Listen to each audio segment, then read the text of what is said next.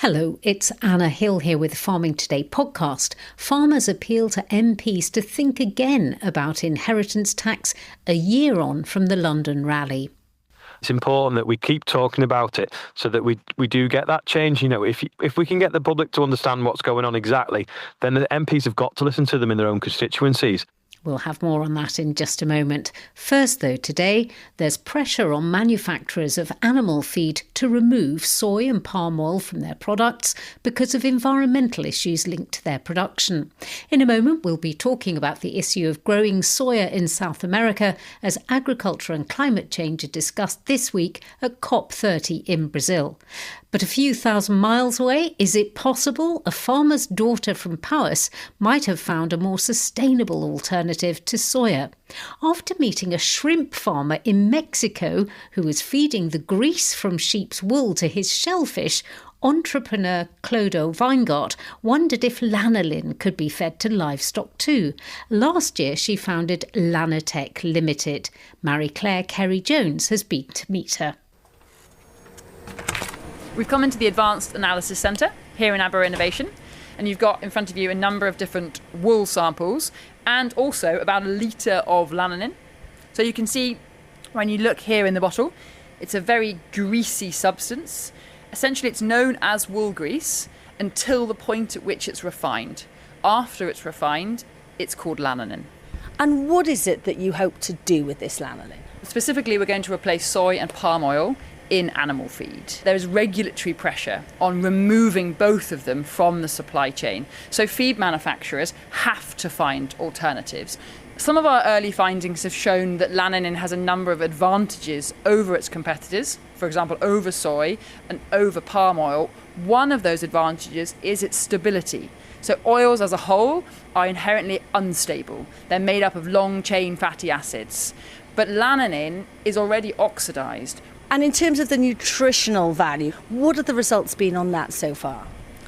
Lanolin has actually shown to have more nutritional value than we first expected, particularly with the essential fatty acids. Hi, can I ask you both to put the lab coats on here, please? It is a containment lab for microbiology. I'm Hilary Morgan, I'm technical lead at Aber Innovation, Research and Innovation Campus at Aberystwyth University. So Hilary, we have a bottle here with some liquid and there's a pipe inside the bottle and everything's bubbling away. What are you testing for here?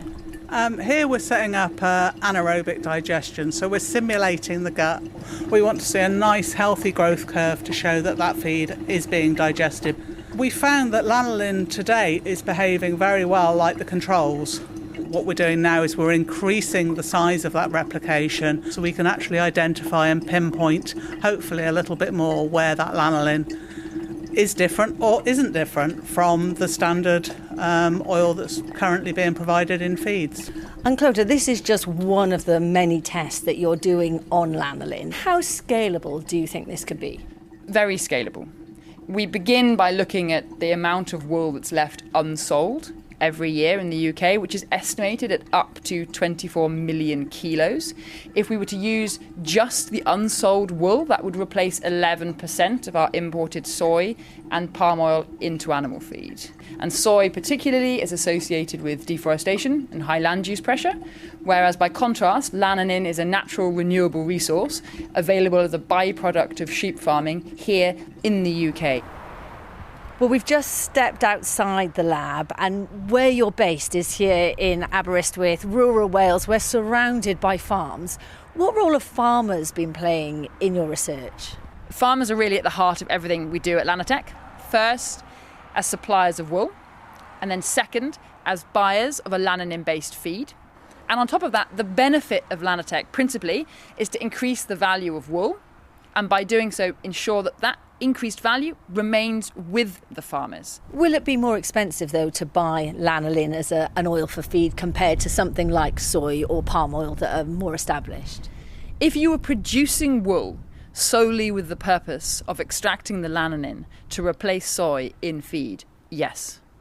But we're not. We're utilising a wasted resource that's being processed as part of cleaning wool for the textile industry. lanolin is always removed. And therefore we have access to a wasted resource, a byproduct, if you like, from the sheep farming industry. And that's where the value of it lies. Clodagh Weingart talking to Marie-Claire Carey-Jones. Now, as we've just been hearing, lanolin possibly could be part of a replacement for soya feed, but there is a long way to go before that happens. The fact that soya replacement is exercising the brains of innovators just shows how contentious the use of soya is for animal feed.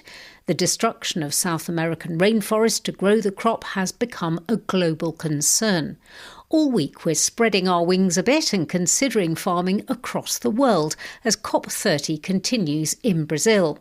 Brazil currently has a moratorium on cutting down rainforest for soya farming, but there is pressure from big business to reverse that protection. The UK imports 3 million tonnes of soya every year, and around 85% of that can be guaranteed to be deforestation-free.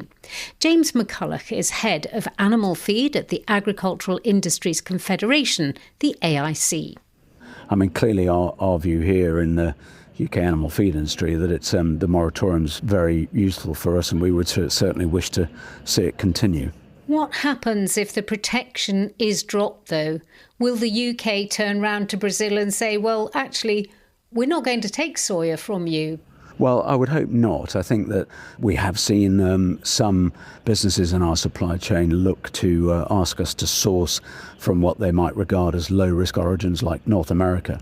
But I think our view is that there's so much good work been done on the ground in Brazil and in other South American countries that it would be important for us to continue to be able to ask for and source responsibly sourced soya. If the moratorium is dropped, though, does it make it more difficult to guarantee that soya is produced without destroying the rainforest? The moratorium's undoubtedly worked. Certainly our supply chain partners, a lot of them are sourcing Brazilian soya outside the Amazon biome anyway, so there's no reason why that couldn't continue. Without the protection of the moratorium, then it'd still be possible to source soya that would be compliant with the requirements of the moratorium, even in its absence.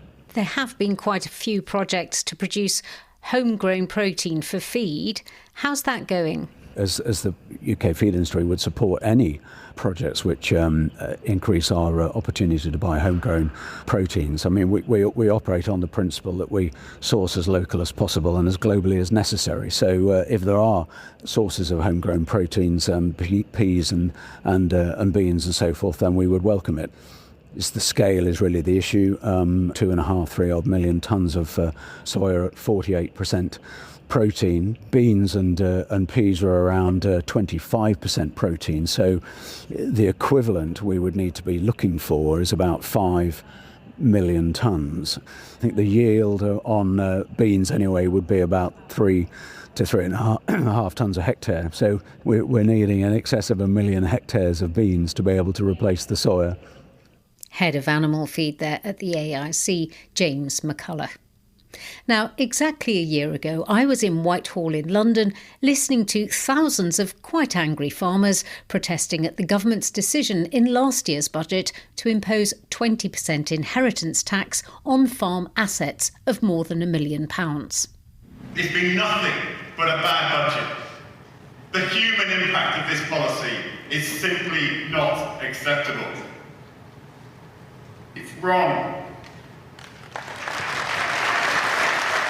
I'm here because I feel utterly betrayed that promises were made before the election, and on budget day the whole situation changed. It's roulette as to whether you live 7 years, and then the next generation, it's Russian roulette again with them as to whether they will live 7 years. I've walked up now through Whitehall. I could hardly get through the crowds, I have to say. We've been walking for quite a long time, weaving our way, and as you can hear, they are angry, they are concerned, they're worried. It was quite a day, and since then the arguments and counter-arguments have raged. There have been talks between farming representatives and the government, but still, as we heard from the Farm Minister Angela Eagle exactly a month ago, there are no plans to change the inheritance tax rules in this year's budget in just a week's time. Despite some of the speculation in the press, there's no likelihood that that will happen. The announcements have been made and the situation will be as it was announced. But remember that 3/4 of estates will continue to pay no inheritance tax at all, while the remaining quarter will pay half of the inheritance tax that most people pay. So I'm afraid there aren't going to be any changes with respect to the announcements that were made previously about inheritance tax in this instance. So you are quashing those rumours, no changes on inheritance tax to come? I am quashing them. Are you not even in discussions with the Treasury about it? We have been in discussions. The Treasury have made their announcements and they aren't going to move. Well, that was Kaz Graham on this programme pressing the Farm Minister. Today, MPs have been asked to come to Whitehall again to meet farming representatives to hear their case. I caught up with the organiser, farmer Ollie Harrison, as he was making his way from Merseyside to London and asked him why he's doing it. We've got the public on side. You know, in the last 12 months, we might have the politicians been a little bit stubborn, but we've educated the public as to how damaging the policy of IHT can be to farms and other businesses. And it's important that we keep talking about it so that we do get that change. You know, if we can get the public to understand what's going on exactly, then the MPs have got to listen to them in their own constituencies. And then that means that they've got to then come up with policy that fits better, because at the moment it's awful. The policy is just not right. You know, it's affecting family business, it's affecting family farms, it's putting up the cost of food production. You're going to be talking to MPs. You've asked them to come to Whitehall to see you. It's not a rally. You want to talk to MPs again? Yeah, it's an engagement event. And if you imagine last year, we didn't have any MPs of the red colour at all anywhere near us, apart from I think we had a Labour peer on the stage. But this year we've had quite a lot of Labour MPs pledge to come out and talk to us and engage with us. And hopefully we're going to have some press releases from them with statements in support of the fact that we need change to this policy. So that's seen as a win if that happens. The thing is, though, I mean, we've asked the government, we've asked the Farm Minister, Angela Eagle, whether anything's going to change. And she said absolutely not. We're not expecting anything to actually be announced in the budget, but we'd like to think there'll be some amendments within the finance bill. There's an off-ramp for them there to get things right, to get things proper, and we just hope that they take that. What sort of changes do you want to see? A change to the threshold would be a good start. We heard earlier the sound of that rally. The sound directed at the government was one of anger. Do farmers still feel the same? I think they're actually getting worse, if I'm perfectly honest. And hence why we keep doing things, just so that to people to realise that there's still something going on. Someone is still banging the drum. Hence this event. Look, we're still here. You've still got it wrong. We still want to chat and we just want to get things sorted, sit around a table and get something that fits you and us. The government insists that this is not going to affect the majority of farms. Yeah, we all know that the figures that they were using were either outdated or just seriously wrong. You know, NFU have come out with some, Centax have come out with them, the Land Values Association have. Even DEFRA themselves disputed them figures in the early days until they were told to get back in the box. So, you know, if you use the wrong data, you're going to get the wrong results. They need to realise that unless they change tact very quickly, they're going to completely lose the rural vote and any family business vote. And they need to look at that seriously and get some trust back within the constituents. Farmer Ollie Harrison. That's all for now. I'm Anna Hill. The producer is Rebecca Rooney. Farming Today is a BBC Audio Bristol production.